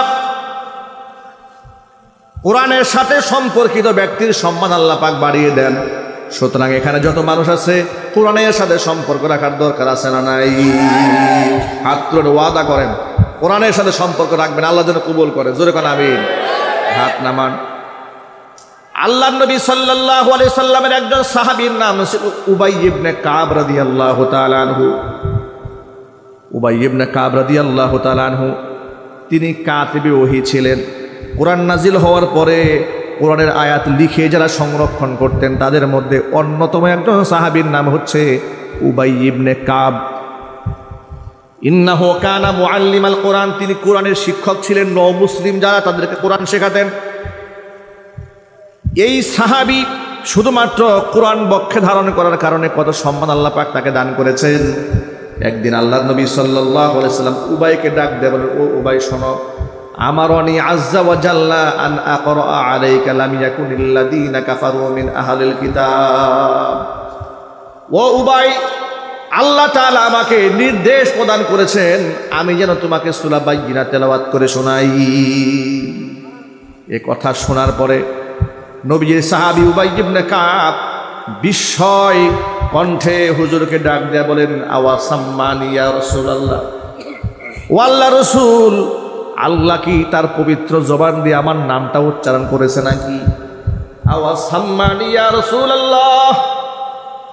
আল্লাহ নবী সাল্লাল্লাহু আলাইহি সাল্লাম জবাব দেয়া বললেন, নাম, আল্লাহ তোমার নাম ধরে বলেছেন আমি যেন তোমার কোরআন শরীফ তেলাওয়াত করে শোনাই। একমাত্র কোরআনকে মহব্বত করার কারণে আল্লাহ পাকের কুদরতি জবানে উবাই ইবনে কাবের নাম আল্লাহ উচ্চারণ করেছেন। জোরে করেন সুবহানাল্লাহ। নবীজির আরেকজন সাহাবীর নাম ছিল আব্দুল্লাহ ইবনে উম্মে মাকতুম রাদিয়াল্লাহু তাআলা আনহু। তিনি অন্ধ ছিলেন, জন্মান্ধ, কিন্তু কোরআনের আয়াত মুখস্থ করার জন্য সব সময় পাগল পারা হয়ে থাকতেন। আয়াত নাজিল হতে দেরি হতো, মুখস্থ করতে তিনি দেরি করতেন না। একদিন আল্লাহ নবী সাল্লাল্লাহু আলাইহি ওয়াসাল্লাম আবু জাহাল, উতবা, সাইবা, ওয়ালিদ ইবনুল মুগীরা, আবু সুফিয়ান তাদের সাথে বসে বৈঠক করছিলেন। এমন সময় হযরতে আব্দুল্লাহ ইবনে উম্মে মাকতুম রাদিয়াল্লাহু তাআলা আনহু তিনি শুনতে পেলেন কোরআন শরীফের আয়াত নাজিল হয়েছে। এই কথা শুনে তিনি দৌড়ায় রাসূল পাক সাল্লাল্লাহু আলাইহি ওয়াসাল্লামের কাছে গেলেন। খবর নিয়ে তিনি আল্লাহর নবী পর্যন্ত পৌঁছে গেলেন, কিন্তু অন্ধ হওয়ার কারণে তিনি পরিবেশ বুঝতে পারলেন না যে কোন সিচুয়েশনে আল্লাহর নবী যে আছেন। আল্লাহর নবী সাল্লাল্লাহু আলাইহি সাল্লামের দরবারে গিয়ে হুজুরকে ডেকে বললেন, আল্লিমনি ইয়া রাসূলুল্লাহ মিম্মা আল্লামাকাল্লাহ। ও আল্লাহ রাসূল, আল্লাহ আপনাকে যা শিখিয়েছেন সেটা আপনি আমারে শিখাইয়া দেন। অন্ধ সাহাবী, সুবহানাল্লাহ। কোন এখানে অনেক চক্ষুষ্মান আছেন, যাদের চোখ আছে, তারা দেখেও কোরআন শরীফটা পড়তে জানে না। এমন লোক কি সমাজে কম না বেশি? এটা কি আমাদের জন্য একটা লজ্জাজনক কথা নয় ভাই? এটা কি একটা দুঃখজনক কথা নয় যে আমরা সব পড়তে পারি কিন্তু যেটা পড়া ফরজ ছিল আমরা সেটাই পড়তে পারি না? এটা কি আমাদের ব্যর্থতা নয়? মনে রাখবেন, কিয়ামতের দিন আল্লাহর নবী যে আমাদের পক্ষে সুপারিশ করবেন এ কথা তো নিশ্চয়ই আপনারা জানেন। আমাদের নবীজি সাল্লাল্লাহু আলাইহি ওয়াসাল্লামের একটা উপাধি হচ্ছে তিনি শাফিউল মুযনিবিন। গুনাহগার বান্দাদের জন্য তিনি একজন সুপারিশকারী, ঠিক কিনা বলেন? আপনারা রওজাতুম মিন রিয়াজুল জান্নাহ গিয়েছেন, অনেকেই গেছেন। যারা যান নাই আল্লাহ পাক যাওয়ার তৌফিক দান করেন, যারা গিয়েছেন আল্লাহ বারবার যাওয়ার তৌফিক দান করেন। রাসূলের রওজার সামনে দাঁড়িয়ে লোকেরা কি বলে? আসসালাতু ওয়াসসালামু আলাইকা ইয়া রাসূলুল্লাহ, আসসালাতু ওয়াসসালামু আলাইকা ইয়া হাবিবাল্লাহ, আসসালাতু ওয়াসসালামু আলাইকা ইয়া শাফিআল মুযনিবিন, আসসালাতু ওয়াসসালামু আলাইকা ইয়া রাহমাতাল লিল আলামিন। ঠিক কিনা? রাসূলের রওজার সামনে গিয়ে আপনারা বলেন শাফিউল মুযনিবিন, কেন বলেন? অর্থ কি? গুনাহগারদের জন্য সুপারিশকারী। সুবহানাল্লাহ বলেন। কিন্তু এই তথ্য আপনারা নিশ্চিত থাকেন, শুধুমাত্র আল্লাহর নবী গুনাহগারদের পক্ষেই সুপারিশ করবেন এতটুকু সীমাবদ্ধ নয়। ওয়াকালা রাসূল ইয়া রাব্বি ইন্না কওমি ইত্তাখাযু হাযাল কুরআনা মাহজুরা। নবী করিম সাল্লাল্লাহু আলাইহি ওয়াসাল্লাম কিয়ামতের দিন কিছু মানুষের বিরুদ্ধে আল্লাহর আদালতে নিজে সাক্ষী হয়ে দাঁড়ায় যাবেন। আল্লাহ রাসূল বলবেন, আয় আমার রব, ইন্না কওমি ইত্তাখাযু হাযাল কুরআনা মাহজুরা, আমার কওমের লোকেরা এই কোরআনটাকে পরিত্যক্ত একটা বই বানিয়ে ছেড়ে দিয়েছিল। এদের কোনো মূল্য ছিল না আমার এই কওমের লোকদের কাছে। এই সমাজে এখন এমন অসংখ্য লোক আছে যাদের কাছে কোরআনের চার পয়সার কোনো দাম নাই। বলেন না কেন আপনারা? যদিও সে মুখে বলবে না, কিন্তু বাস্তবতায় তাই করে। প্রমাণ দেয় আপনাদের সামনে। আচ্ছা, আপনার সন্তান স্কুলে, কলেজে, বিশ্ববিদ্যালয়ে লেখাপড়া করলে লক্ষ লক্ষ টাকা খরচ করেন, এটা কি সত্য না মিথ্যা? আরো জোরে বলেন। এ কথাও তো সত্য যে লোক স্কুলে, কলেজে, ইউনিভার্সিটি বাচ্চাকে পড়ানোর জন্য মাসে 10,000 টাকা বাজেট করে, সে কোরআন শেখার জন্য 1,000 টাকাও বাজেট করে না। কেন? তার কাছে কোরআনের অনেক দাম আছে, এই জন্য নাকি? না, তার কাছে 4 পয়সার মূল্য নেই। বরং প্রাইভেট যদি কেউ পড়ায়, কোনো শিক্ষক মাসে 2,000 টাকাও যদি বেতন দেয়, তারা বলে হুজুরি এত টাকা দিয়ে কি করবে? কথা বলে না। উনি 4,000, 5,000, 10,000 টাকা ইংরেজি, ম্যাথমেটিক্স, অঙ্কের পেছনে খরচ করবে, বিজ্ঞানে খরচ করবে, কোনো প্রশ্ন আসে না। ডাক্তারি পড়াতে গেলে 25 লাখ, 30 লাখ, 40 লাখ, 50 লক্ষ টাকা খরচ হয়। এখানেও কোনো আপত্তি নাই। যত আপত্তি আছে কোরআন পড়তে গেলে হুজুরি এত টাকাতে কি করবে? কথা বলেন ঠিক কিনা? এই জন্য সমাজের লোকেরা আলেমদেরকে দাম দেয় না, মুয়াজ্জিনদেরকে তো মূল্যই দেয় না। যদি এই এলাকায় অনেক দাম দেয়, ঠিক না? না, দাম দেয় না, কোথাও দাম দেয় না। এটা অত্যন্ত লজ্জাজনক ভাই। মনে রাখবেন, কিয়ামতের দিন মুয়াজ্জিন সাহেবকে আল্লাহ সুপারিশের সুযোগ দেবেন। জোরে কর না সুবহানাল্লাহ। হাফেজ কোরআনদেরকে সুপারিশের সুযোগ দেবেন, আলেমদেরকে আল্লাহ তাআলা সুপারিশের সুযোগ দেবেন। সর্বপ্রথম আল্লাহ তাআলা নবীদেরকে সুপারিশ করার সুযোগ দিয়ে দিবেন। জোরে কর আল্লাহু আকবার। হাদিস শরীফের মধ্যে এসেছে, ইয়াশফাউ ইয়াউমাল কিয়ামাতি সালাসাতুন আল আম্বিয়া সুম্মাল উলামা সুম্মাশ শুহাদা। সুপারিশ করার সুযোগ পাবে প্রথমত 3টা শ্রেণী। 1 নাম্বার হচ্ছে উলামারা সুযোগ, 1 নাম্বার হচ্ছে নবীগণ সুপারিশ করার সুযোগ পাবেন। প্রথমত সমস্ত নবীরা আল্লাহর ভয়ে হাসরের ময়দানের ভয়াবহ চিত্র দেখে সমস্ত নবীরা পর্যন্ত চুপ হয়ে যাবেন। ইয়া নাফসি ইয়া নাফসি বলে কান্নায় ভেঙে পড়বেন। হাসরের সমস্ত মানুষগুলো দৌড়াইয়া আদি পিতা হযরত আদম আলাইহিস সালাতু ওয়াস সালামের কাছে যাবে, গিয়ে বলবেন, ইশফা আলি দুররিয়াতি, আপনি তো আমাদের পিতা হন। হযরত আদম আলাইহিস সালাতু ওয়াস সালাম আমাদের কি হন? জোরে বলেন। কথা বলেন। নিজের বাবার পরিচয় দিতে কি লজ্জা হয় নাকি ভাই? আদম আলাইহিস সালাম আমাদের কি হন? আমাদের বাবা হন। সুবহানাল্লাহ করেন। এই কথাটা কেন আপনাদের মুখ থেকে শুনাইলাম, উচ্চারণ কেন করালাম শোনেন। এই পৃথিবীর অসংখ্য মানুষ অপপ্রচার চালায় যে আদম আলাইহিস সালাতু ওয়াস সালাম থেকে বিশ্ব পরিমণ্ডলে মানুষের আবিষ্কার হয় নাই, বরং মানুষের পূর্বপুরুষ ছিল বানর। আচ্ছা, আপনাদের কি মনে হয় আমি কাল্পনিক কথা বললাম? এটা কিন্তু গত বছর শিক্ষা সিলেবাসে বাচ্চাদের বইয়ের মধ্যে ঢুকে দেওয়া হয়েছে গল্পের আকারে। আপনারা তো চিন্তাই করতে পারেন না যে স্বৈরাচারী মনে হয় বিএনপি আর জামাতের উপর নির্যাতন চালিয়েছে। না, স্বৈরাচারী এই দেশের শিক্ষা সিলেবাসের উপর টর্চার করেছে, আদর্শকে ধ্বংস করে দিয়েছে, নির্লজ্জতা প্রতিষ্ঠা করার আন্দোলন করেছে, সমকামিতাকে প্রমোট করেছে, বেহায়াপনাকে উস্কে দিয়েছে, মাদ্রাসা মাহফিলগুলো বন্ধ করে দিয়েছে, পক্ষান্তরে নাচ গানের অনুষ্ঠানকে একেবারে ব্যাপক করে দিয়েছিল। কথা বলতে হবে, ঠিক কিনা? বইয়ের সিলেবাসে ওরা দিয়ে দিয়েছিল পূর্বপুরুষ বানর। ওরা ব্যাখ্যা লিখেছে যে বানর থেকে হঠাৎ, এটা ডারউইনের মতবাদ। ডারউইনের মতবাদটা কি? ডারউইন একটা নেশাগ্রস্ত দার্শনিক ছিল। নেশাগ্রস্ত আমি এই জন্য বললাম যে কত বড় মাতাল হলে এই ধরনের কথা বলতে পারে। যে বানর ছিল, গাছে গাছে চলতো, গাছে গাছে লাফাতে লাফাতে এক পর্যায়ে গাছের গুতা খাইয়া পিছর থেকে লেজ খুঁজে পড়ছে। লেজ খুলে যাওয়ার পরে এরপর আরো কিছুদিন লাফাইছে। এরপরে তিনি গাছের ফল টল হাবি জাবি খাইতে খাইতে আস্তে আস্তে মানুষ হয়ে গেছে। যে এই কথা বলেছে ও কি সুস্থ না পাগল? আরো জোরে বলেন। এই পাগলের সিলেবাস যারা, পাগলের এই কথাকে যারা বইয়ের পাতায় অন্তর্ভুক্তি করেন, ওরা কি? এগুলা ছাগল। কথা বলেন, ঠিক কিনা বলেন? পাগল তো সেটা করেছে, কিন্তু পাগলের এই বক্তব্যকে সমর্থন করে যারা বইয়ের পাতায় ঢুকিয়েছে, এগুলা কি? ছাগল। এই জন্য আপনাদেরকে বলি ভাইয়েরা আমাদের আদি পিতার নাম কি বলেন তো সকলে? একজন ইব্রাহিম আলাইহিস সালাম। বুঝতে ভুল করেছে। জাতির পিতার নাম কি? ইব্রাহিম আলাইহিস সালাতু ওয়াস সালাম। আর আদি পিতার নাম আদম আলাইহিস সালাতু ওয়াস সালাম। আদম আলাইহিস সালাতু ওয়াস সালাম এই দুনিয়ার প্রথম নবী আর প্রথম মানুষ। হাসরের ময়দানে মানুষগুলো সর্বপ্রথম আদম আলাইহিস সালাতু ওয়াস সালামের কাছে যাবে, গিয়ে বলবেন ইশফা আলি যুররিয়াতিক, আপনি আপনার সন্তানদের জন্য একটু দোয়া করেন আল্লাহর কাছে, সুপারিশ করেন আল্লাহর কাছে। আদম আলাইহিস সালাতু ওয়াস সালাম বলবেন আনা লাস্তু লাহা, আই আনা লাস্তু লিশ-শাফা, আমি শাফাআতের উপযুক্ত মনে করি না নিজেকে। আমি আজকে রবের সামনে কোনো কথা বলতে পারবো না, তবে তোমাদেরকে আমি একটা সাজেশন দেই, সাজেস্ট করি, তোমাদেরকে পরামর্শ দেই। তোমরা চলে যাও আল্লাহ নবী সাল্লাল্লাহু আলাইহি ওয়াসাল্লাম, আল্লাহর অন্যতম নবী আদমের সানি যাকে বলা হয় হযরত নূহ আলাইহিস সালাতু ওয়াস সালামের কাছে চলে যাও। লোকেরা নূহ আলাইহিস সালাতু ওয়াস সালামের কাছে যাবে, গিয়ে বলবেন ইশফা লানা, আমাদের জন্য একটু সুপারিশ করেন।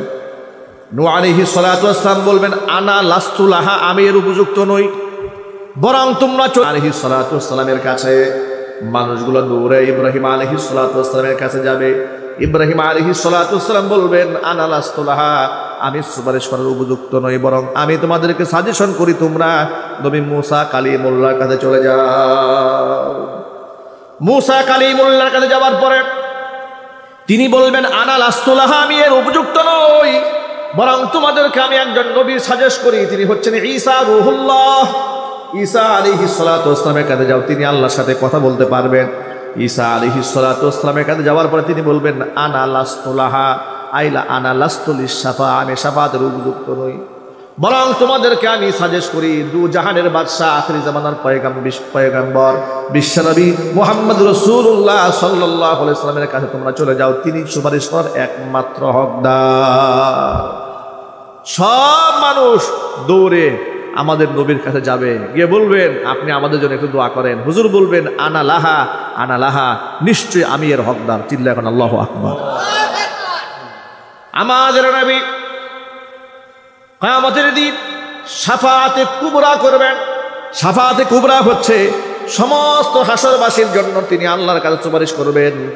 বিচার কার্য শুরু হয়ে যাবে। বিচার কার্য শুরু হওয়ার পরে নবীকে আল্লাহ পাক স্পেশাল একটা পাওয়ার দিবেন। সেই পাওয়ারটা কি শোনেন? সেই পাওয়ার হলো আল্লাহ পাক তার হাবিবকে ডাক দিয়ে বলবেন ইয়া মুহাম্মদ আদখিল মিন উম্মাতিকা মান লা হিসাবা আলাইহিম মিনাল বাবিল আইমান। জান্নাতের ডান পাশে একটা দরজা আছে, ওই দরজা দিয়ে আপনার উম্মতের ওই সমস্ত ব্যক্তিদেরকে আপনি জান্নাতে ঢুকায় দেন যাদের আমল নামার কোনো হিসাব হবে না। আপনার পছন্দ মতো আপনি ঢুকায় দেন। আল্লাহর নবী অসংখ্য মানুষদেরকে নিজ হাতে জান্নাতে ঢুকাই দিবেন যাদের আমল নামার মধ্যে কোনো হিসাব হবে না। আল্লাহ রব্বুল আলামিন আপন মেহেরবানিতে সকলকে মাফ করে দিবেন। প্রিয় ভাইরা, যাদেরকে আল্লাহ বিনা হিসেবে জান্নাত দেবেন তাদের মধ্যে আমাদের নামটাও যেন আল্লাহ পাক রাখেন। জোরে জোরে কান আল্লাহুম্মা আমিন। ছোট্ট একটা দোয়া শিখাই দিয়ে মনে রাখবেন সব সময়, না 5 ওয়াক্ত নামাজের পর আল্লাহকে ডাক দিয়ে বলবেন আল্লাহুম্মা হাসিবিনি হিসাবান ইয়াসীরা, আল্লাহুম্মা হাসিবিনি হিসাবান ইয়াসীরা। আল্লাহ তাআলা তুমি আমাদের জন্য হিসাবকে সহজ করে দাও, হিসাব সহজ করে দাও। হিসাব সহজ করার মানে হচ্ছে বিনা হিসেবে জান্নাত দান করে দেওয়া। কথাটা মনে থাকবে ইনশাআল্লাহ। নবী করিম সাল্লাল্লাহু আলাইহি ওয়াসাল্লাম তিনি বলেছেন সালু লিয়াল ওয়াসিলা, তোমরা আমার জন্য আল্লাহর কাছে ওয়াসিলা তালাশ করবে। ওয়াসিলা হচ্ছে মাকামে মাহমুদ, ওই সম্মানিত স্থান যেখানে সিজদায় পড়ে নবী সাল্লাল্লাহু আলাইহি ওয়াসাল্লাম উম্মতের জন্য কান্নায় ভেঙে পড়বেন। কষ্ট হচ্ছে পিছনে ভাইরা, পয়েন্টগুলো খুব ভালো করে শোনেন।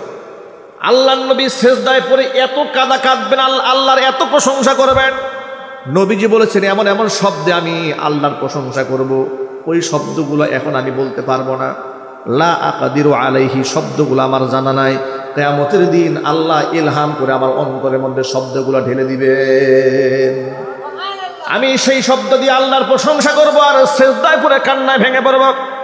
আল্লাহ পাক আমাকে বলবেন ইয়া মুহাম্মদ ইরফা রাসাক, ও মুহাম্মদ মাথা আপনি উঠান। ওয়াকুল ইউসমা, আপনি আজকে বলেন আপনার কথা আজকে শোনা হবে।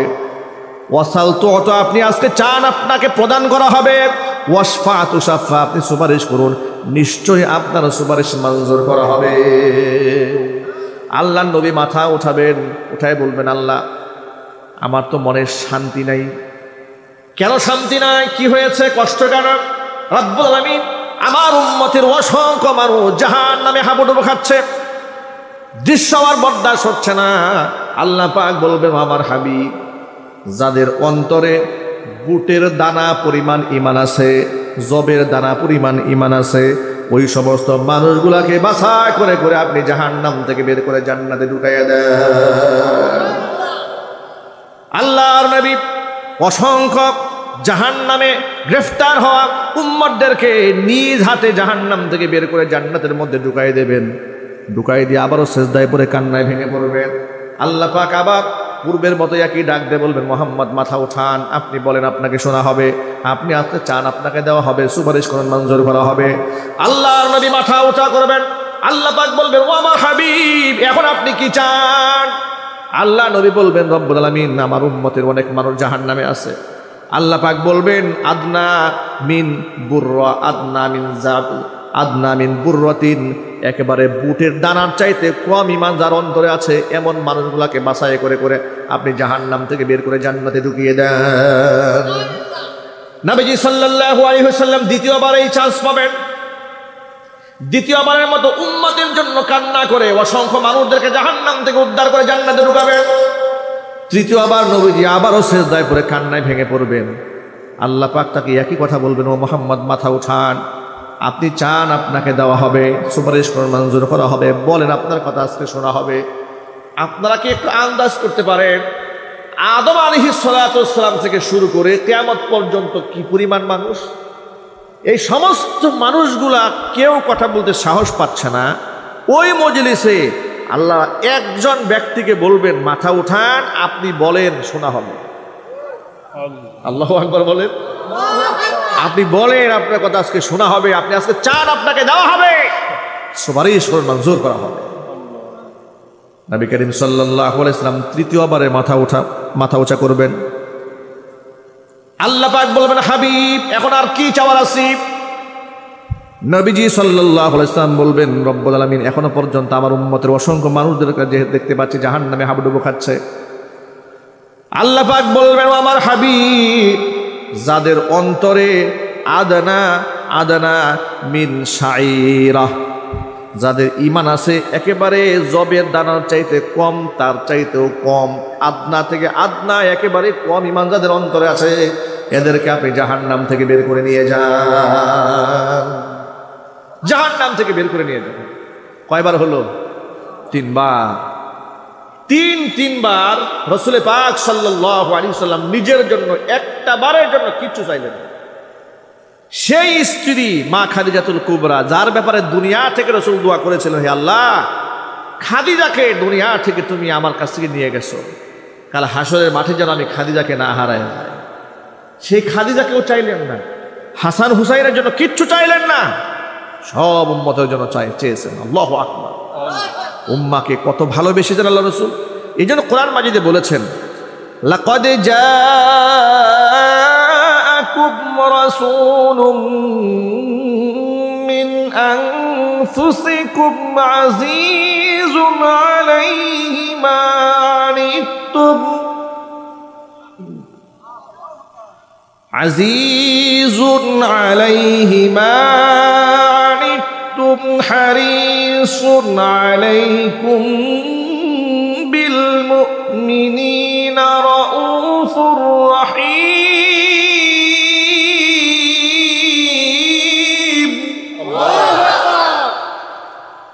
আল্লাহ বলেছেন, লাকাদ জাআকুম রাসূলুম মিন আনফুসিকুম, তোমাদের ভিতর থেকে তোমাদের কাছে এসেছে এমন একজন রাসূল, আজিজুন আলাইহি মা আনিতুম, যিনি তোমাদের কষ্টে বড়ই কষ্ট পান, হারিসুন আলাইকুম আই হারিসুন আলা হিদায়াতিকুম, তোমাদের হেদায়েতের জন্য যিনি সবচেয়ে বড় আকাঙ্ক্ষা রাখেন, বিল মুমিনিনা রাউফুর রহিম, যিনি ইমানদারদের জন্য অতীব দয়ালু আর তার মনটা বড় ভালোবাসায় পরিপূর্ণ। জোরে জোরে বলেন সুবহানাল্লাহ। কত মোহাব্বত উম্মতের জন্য। 4 বার সুযোগ পাবেন, 3 বার চান্স দেওয়া হয়েছে, একটা বার তিনি নিজের জন্য কিছু চাইলেন না, তিনি তার ছেলের জন্য চান না, মেয়ের জন্য চাইলেন না, পরিবারের জন্য কিছুই চান না, আহলে বাইতের জন্য টু শব্দ পর্যন্ত করলেন না। এবার 4র্থবারের মতো আবারও সেজদায় পড়ে কান্নায় ভেঙে পড়লেন। আল্লাহ পাক বলবেন, ও আমার হাবিব মাথা উঠান, কি বলার বলেন, যা বলার আপনি বলেন, আপনার কথা আজকে শোনা হবে, আপনি যা চাবেন আপনাকে দেওয়া হবে, সুপারিশ করে মঞ্জুর করা হবে। 4র্থবারের মতো শেষবারের মতো মাথা উঠাইয়া আল্লাহর কাছে এমন একটা দাবি করে বসবেন, আপনারা শুনে অবাক হয়ে যাবেন। নবী করিম সাল্লাল্লাহু আলাইহি ওয়াসাল্লাম আল্লাহকে ডাকতে বলবেন, রব্বুল আলামিন দেখতে চায় না কার অন্তরে কতটুকু ঈমান আছে, একটা সুযোগ আপনি আমাকে শেষবারের মতো দান করেন। গোটা জীবনে যে ব্যক্তি লা ইলাহা ইল্লাল্লাহ একটা বার বলেছে ঈমানের সাথে, ঈমান কতটুকু আছে আর কতটুকু গেছে দেখব না। সারা জীবনে শুধুমাত্র কেবলমাত্র একটা বার শুধু লা ইলাহা ইল্লাল্লাহ বলেছে, এমন ব্যক্তি একজনকেও জাহান্নামে রাখবো না, সবগুলাকে আমি জান্নাতে নিয়ে যাব। আল্লাহ পাক তার রাসূলকে থামিয়ে দেবেন, থামিয়ে দিয়ে বলবেন, ও আমার হাবিব আপনার জন্য যতটুকু করার ছিল আপনি করেছেন, এখানে আপনার আর কোনো হক নাই, এখন আমার হক শুরু হয়ে গেছে। সুবহানাল্লাহ বলেন। আল্লাহর একটা ওয়াদা আছে রাসূলুল্লাহর সাথে, দুনিয়া থেকে নবী করিম সাল্লাল্লাহু আলাইহি ওয়াসাল্লামের সাথে আল্লাহ পাকের একটা ওয়াদা আছে। সেই ওয়াদা হচ্ছে, ইন্না সানুরজিকা ফি উম্মাতিকা ওয়ালা নাসুক। ও আমার হাবিব আপনার উম্মতের ব্যাপারে অচিরে আপনাকে আমি সন্তুষ্ট করে ছাড়বো, আপনার উম্মতের ব্যাপারে আপনার মনের মধ্যে আমি কোনো কষ্ট রাখবো না। আপনারা একটু ইমানদারের মতো জবাব দেবেন, আল্লাহ মিথ্যা ওয়াদা করেন? আরো জোরে বলেন, ওয়ামান আসদাকু মিনাল্লাহি কিলা। আল্লাহর চাইতে সত্যবাদী আর কেউ নাই। এখন আল্লাহর নবী তো দাবি করেছিলেন যারা জীবনে একটা লা ইলাহা ইল্লাল্লাহ বলেছে, এগুলাকে জাহান্নাম থেকে বের করে নিয়ে আসবেন। নবীজিকে আল্লাহ থামায় দিবেন, থামেন।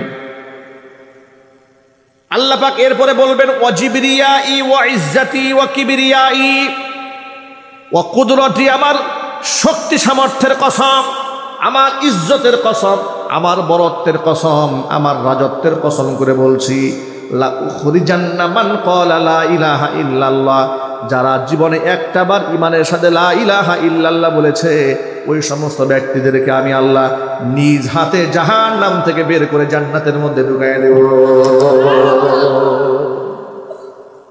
কত দয়া আল্লাহ পাকের বান্দার উপর, সুবহানাল্লাহ বলেন, কত মায়া আল্লাহ পাকের। বোঝাতে চেয়েছে আপনাদের সামনে নবীজির কত মহাব্বত উম্মতের প্রতি, এত ভালোবাসা রাসূলের আছে। এরপরও নবীজি সাল্লাল্লাহু আলাইহি ওয়াসাল্লাম বলবেন, ইন্না কওমি ইত্তাখাযু হাদাল কুরআনা মাহজুরা। কোরআনকে যারা অবহেলা করেছে তাদের বিরুদ্ধে নবীজির নালিশ আছে, ঠিক কিনা বলেন? কোরআনকে যারা অবহেলা করেছে তাদের বিরুদ্ধে রাসূলের নালিশ নাই, আছে। আচ্ছা, আপনারা কি কেউ চান যে কিয়ামতে নবীজি আমার বিরুদ্ধে মামলা করুক? একজনও চান? কেউ কি চায়? রাসূল যদি কারো বিরুদ্ধে দাঁড়ায় যায়, তার মুক্তির রাস্তা কোথায়? আল্লাহ রাসূল যদি কারো বিরুদ্ধে বলে, মুক্তির কোনো পথ থাকবে?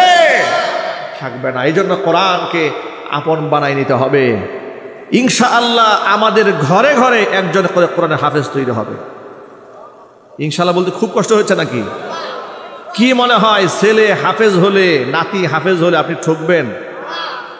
আল্লাহ আপনাকে জিতাই দেবে দুনিয়ায় এবং আখিরাতে। আপনাদেরকে আমি আমার নিজের বরত্বের কথা বলি না, আল্লাহ রাব্বুল আলামিনের খাস রহমতে আমি 11 বছর বয়সে হাফেজ হয়েছি। তখন আমি জানতাম না যে হাফেজের দাম কত। সুবহানাল্লাহ বলেন। মুরব্বীরা, এলাকার মুরব্বীরা আমাকে বলতেন হাফেজ সাহেব, নাম ধরে ডাকতেন। কি বলতেন? বয়স আমার 11 বছর, আমি সাহেব হয়ে গেছি। এলাকার মানুষ আমার কি বলে?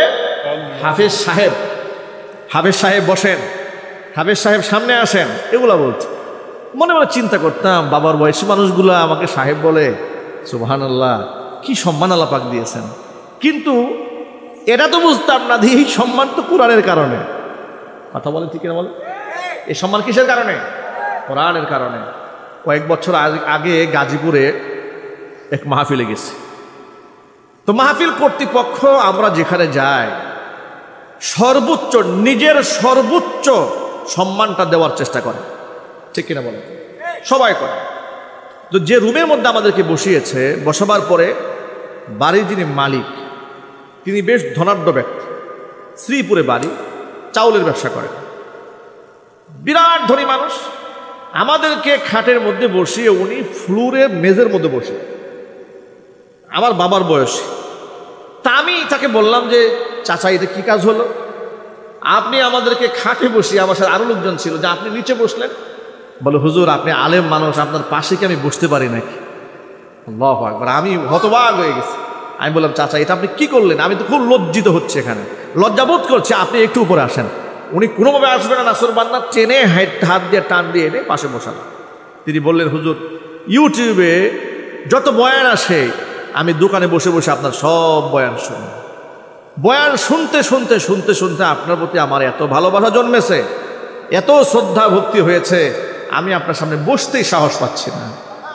মনে মনে ভাবলাম সন্তান সমতুল্য আমি, পিতৃ সমতুল্য তিনি। আল্লাহর কোরআনের কথা বলার কারণে উনি আমার পাশে বসতে চাচ্ছে না, মাটিতে বসে যাচ্ছে। আল্লাহু আকবার বলেন।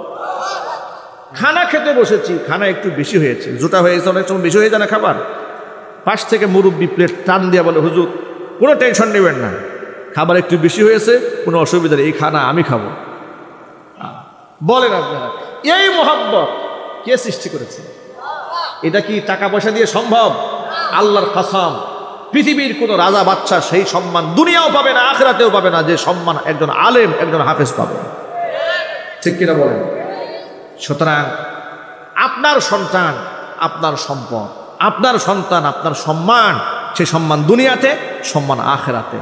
আপনার কোরআনে কারিমের হাফেজ সন্তান সুদখোর হবে না, ঘুষখোর হবে না, সন্ত্রাস হবে না, মাস্তান হবে না, মাদক সেবনকারী হবে না, ধর্ষণ হবে না, বাপ মাকে বৃদ্ধ বয়সে বৃদ্ধাশ্রমে পাঠাবে না। ঠিক কিনা বলেন? মা বাবাকে ভালোবাসবে, কারণ কোরআন তাকে বাপ মাকে শ্রদ্ধা করতে শিখিয়েছে। আমরা কি বাপ মাকে ভালোবাসবো না ইনশাল্লাহ? মাকে ভালোবেসে এই পৃথিবীতে হয়েছে যারা আজ ধন্য, পৃথিবীর সব সুখ আল্লাহর সন্তোষ শুধু তারই জন্য, পৃথিবীর সব সুখ আল্লাহর সন্তোষ শুধু তারই জন্য। মাকে ভালোবেসে এই পৃথিবীতে হয়েছে যারা আজ ধন্য, পৃথিবীর সব সুখ আল্লাহর সন্তোষ শুধু তারই জন্য, পৃথিবীর সব সুখ আল্লাহর সন্তোষ শুধু তারই জন্য। বায়েজিদ বোস্তামি খোদার হলো কত প্রিয়, সে যে মার ভালোবাসা দুয়ার কারণেই জেনে নিও।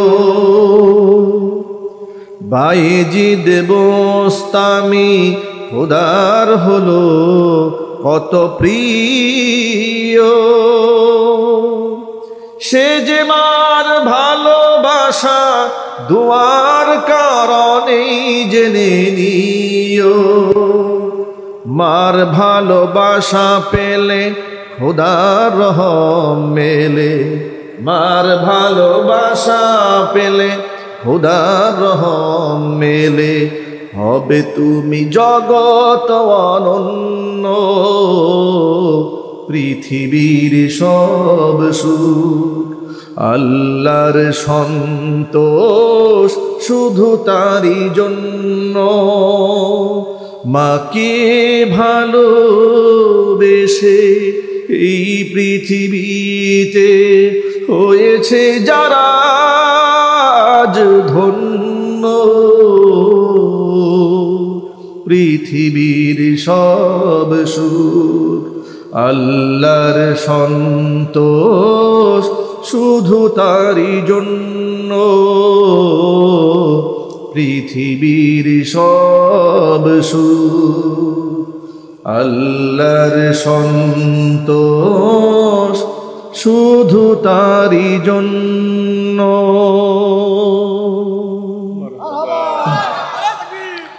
মাকে ভালোবাসতে পারবো ইনশাল্লাহ, বাবাকে ভালোবাসতে পারবো।